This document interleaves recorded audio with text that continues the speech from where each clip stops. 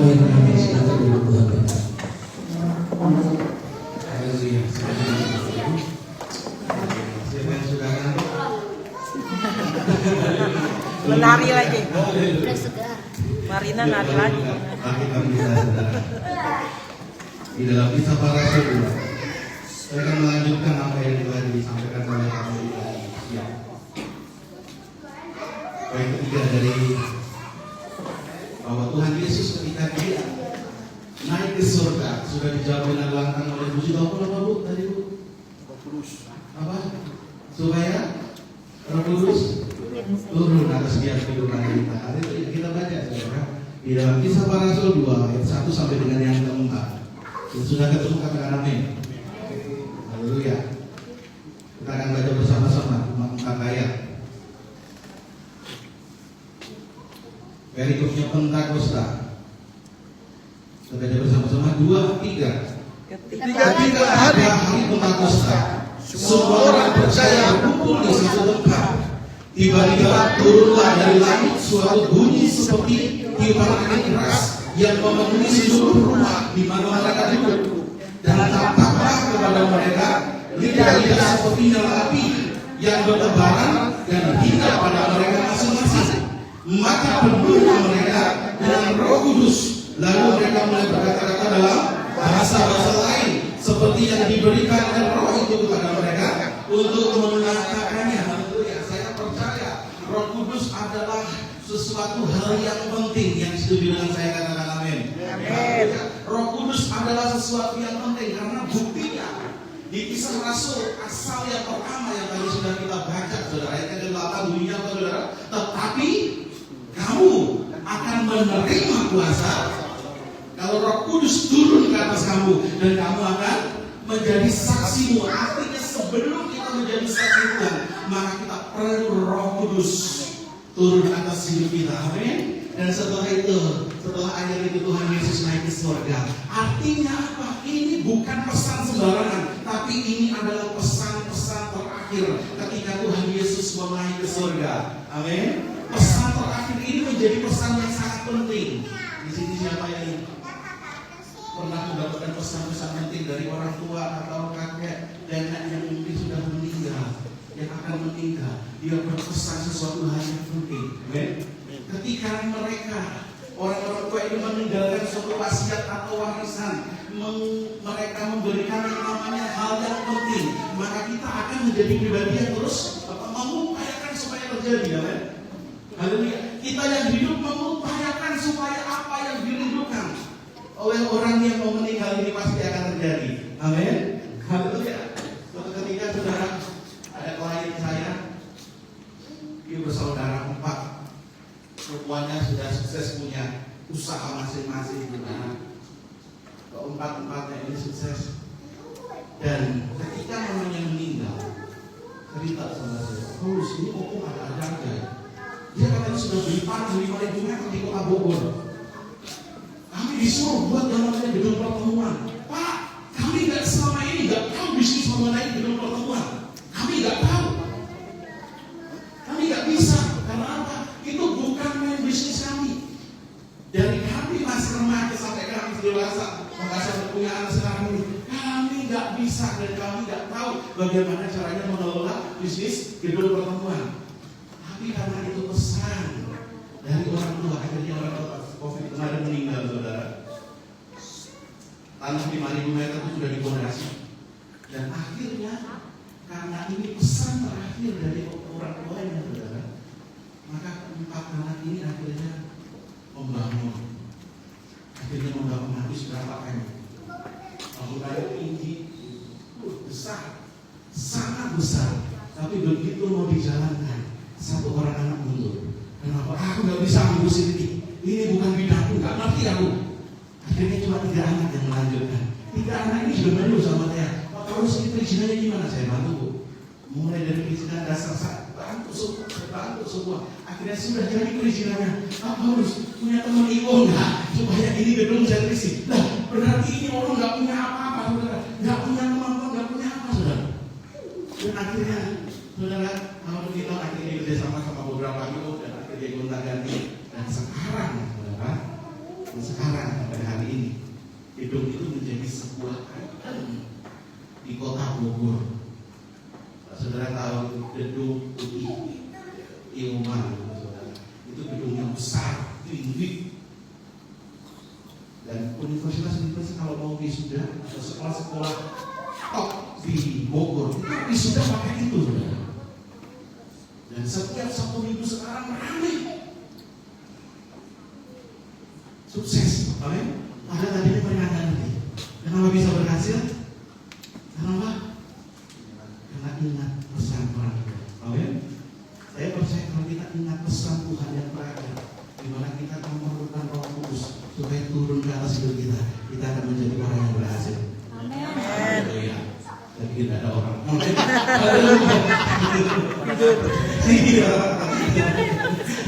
Artinya hari-hari ini, saudara, kalau kita mau menjadi pribadi yang mau ingat terus akan pesan Tuhan dan kita menjalankannya, saya percaya kita akan menjadi orang yang berhasil. Haleluya. Dan saya percaya ketika Roh Kudus turun atas hidup kita, Yesus sendiri berkata itu adalah penolong yang akan membuat engkau menjadi seseorang yang bisa kuat bertahan menghadapi apapun. Hari ini kita perlu Roh Kudus, amin. Kita perlu Roh Kudus karena itu pesan Tuhan yang terakhir, artinya pesan yang terpenting. Hari ini bodoh amat kalau orang gak peduli sama Roh Kudus, tapi hari ini dengan Roh Kudus kita bisa cakap lakukan segala perkara. Kita lakukan penginjilan dengan cara apa? Ada Roh Kudus dalam hidup kita, amin. Hari ini ada 4 hal, saudara. Bagaimana Roh Kudus bisa tercurah dalam setiap kehidupan kita. Kita bisa dipenuhi oleh Roh Kudus. Yang pertama, saudara, ayat yang pertama, saya bacakan lagi. Ketika tiba hari Pentakosta, semua orang percaya berkumpul di satu tempat. Roh Kudus bisa turun, Roh Kudus bisa memenuhi kehidupan kita. Ketika kita menjadi seseorang yang mau unity, yang mengerti kata-kata amin. Kita mau berkumpul. Orang yang mau berkumpul ini berarti dia meluangkan waktu. Amin. Kita di sini semua meluangkan waktu, artinya ya sudah, karena aku cinta kepada Pak Gembala, karena aku cinta sama jemaat Peter. Amin. Haleluya. Coba kalau semuanya saling dendam, nggak mau kalau ketemu dia, aduh kuping saya panas. Amin. Orang yang seperti ini nggak tahan hatinya mau digojlok, nggak mau berkumpul. Amin. Tapi orang yang mau berkumpul di sini artinya apa? Hatinya sudah rela untuk dibentuk. Amin. Ketika bertemu sudah nggak ada apa-apa lagi. Walaupun terjadi gesekan, itu biasa. Besi menancapkan besi, manusia menancapkan sesamanya. Artinya hari ini ketika kita unity, saya percaya Roh Kudus akan turun dalam setiap kehidupan kita. Amin. Saya percaya dengan Tuhan juga katakan apa? Ketika suami istri sepakat, amin, minta apapun, pasti semuanya pasti akan terjadi. Tuhan pasti akan jawab. Haleluya. Jadi artinya the power of unity, the power of kita berkumpul, bukan ngomong-ngomong ya, bukan gosip, tapi ketika kita berkumpul kita belajar firman Tuhan. Ketika kita berkumpul kita menjadi pribadi yang terus mengasah hidup kita supaya hidup kita menjadi hidup yang berkenan di hadapan Tuhan. Satu sama lain kita sharing. Oh iya Pak, benar ya. Haleluya. Saya kalau dengar ceritanya Pak Yunus kalau lagi di Astok, lagi pinjul sama orang ini rasanya gak mau berhenti gitu. Dia bisa orang dengar, kita gak mau jadi dia bicara sama temannya gitu, gak ada yang salah gitu kan. Artinya hari ini saudara, ketika kita bertemu dengan seseorang, ketika kita berkumpul dan kita ketemu ada gairah yang sama, maka saya percaya akan ada sesuatu dan hal yang dahsyat luar biasa terjadi. Roh Kudus turun atas setiap kehidupan orang-orang yang unity. Maka kita katakan amin. Haleluya. Roh Kudus turun hari ini atas setiap kehidupan kita. Harus unity. Amin. Gak boleh ada yang blok-blokan. Amin. Gak boleh ada yang terpecah belah. Amin. Semuanya harus unity. Harus bersatu. Amin. Haleluya. Yang pertama, unity. Roh Kudus akan turun atas setiap kehidupan kita. Yang kedua, kita baca bersama-sama. 2, 3. Tiba-tiba turunlah dari langit suatu bunyi seperti tiupan angin keras yang memenuhi seluruh rumah di mana mereka duduk.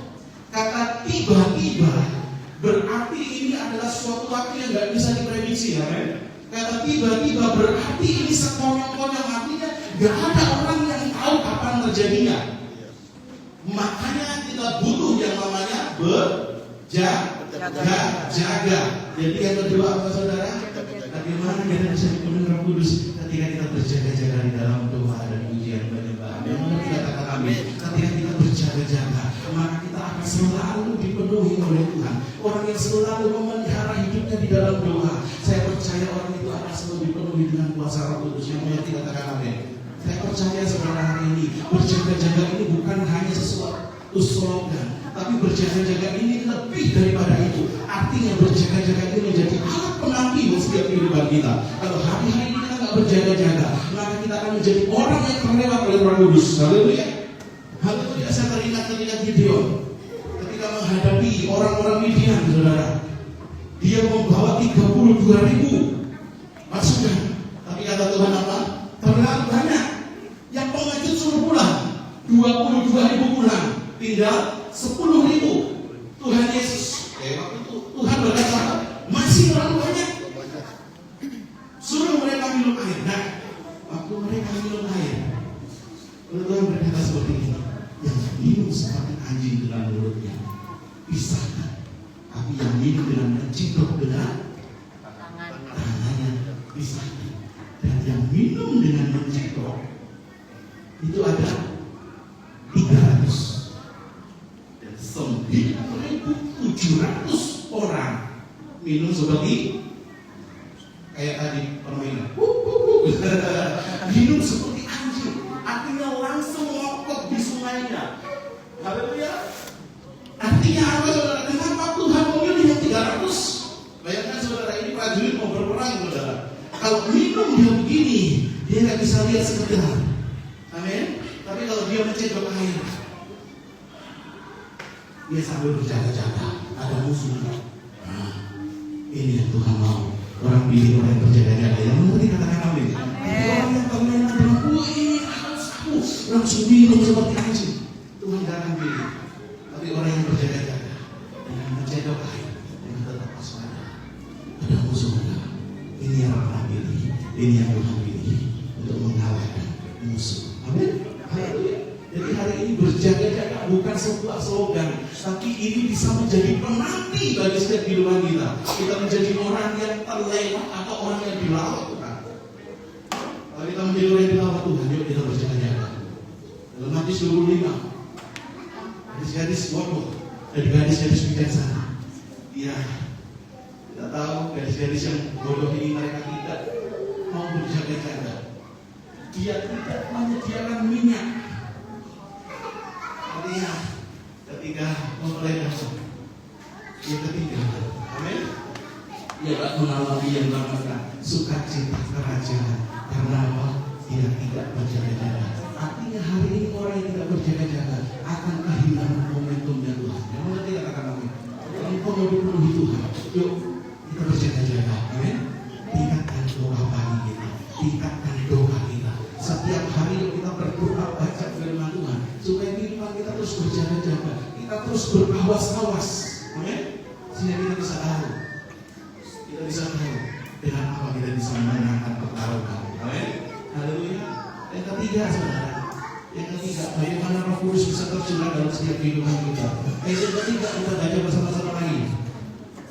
Dan tampaklah kepada mereka lidah-lidah seperti minyak api yang bertebaran dan hingga pada mereka masing-masing hingga kepada mereka masing-masing. Kata masing-masing ini berarti Roh Kudus bekerja secara individu.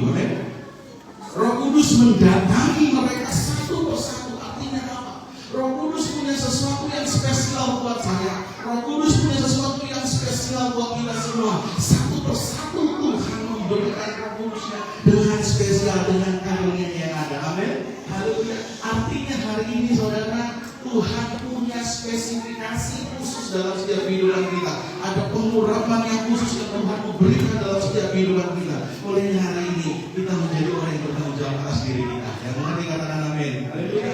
Jadi yang ketiga adalah bagaimana kita bisa dipenuhi oleh Roh Kudus ketika kita menjadi pribadi apa saudara?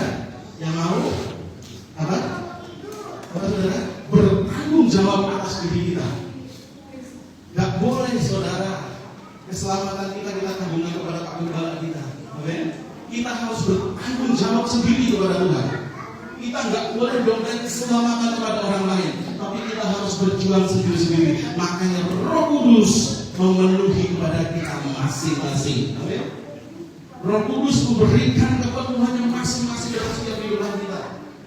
Makanya bahasa yang Roh Kudus berikan juga beda-beda, sesuai dengan apa yang menjadi masalah dan bahkan tujuan yang Tuhan sudah taruh dalam hidup rasul-rasul itu. Amin. Hari ini apa yang mungkin menjadi pribadi yang masalah pribadi dalam hidupmu, Tuhan bisa selesaikan. Amin. Secara khusus Dia bisa selesaikan. Amin. Secara khusus Dia mau datang dan menyelesaikan masalahmu. Hari ini tidak perlu khawatir, karena Tuhan kita, Tuhan yang membuat kita berhasil. Tuhan tidak akan amin. Ketiga, yuk kita bertanggung jawab atas diri kita, karena Roh Kudus dicurahkan buat kita masing-masing secara pribadi. Roh Kudus secara khusus dipenuhkan dalam setiap kehidupan kita. Yang keempat, saudara, ayat yang keempat kita baca bersama-sama. Bagaimana kita bisa dipenuhi Roh Kudus? 2, 3. Maka penuhilah mereka dengan Roh Kudus. Lalu mereka mulai berkata-kata dalam bahasa-bahasa lain, seperti yang diberikan oleh Roh itu kepada mereka untuk mengatakannya. Kata penuhilah itu saya baca di dalam terjemahan lain, artinya adalah maka mereka dikuasai oleh Roh Kudus.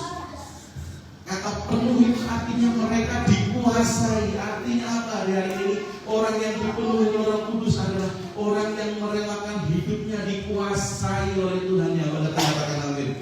Kalau kita masih menjadi raja atas hidup kita, kita menjadi orang yang sok berkuasa atas hidup kita, saya percaya kita nggak akan pernah menjadi orang yang dipenuhi oleh Roh Kudus. Tapi ketika kita berkata, Tuhan, ambil alih hidupku, di altarmu aku menyembahmu, aku buka hati untuk jamaahmu. Amin. Haleluya. Ketika kita berkata seperti itu, maka Tuhan akan memenuhi setiap kehidupan kita.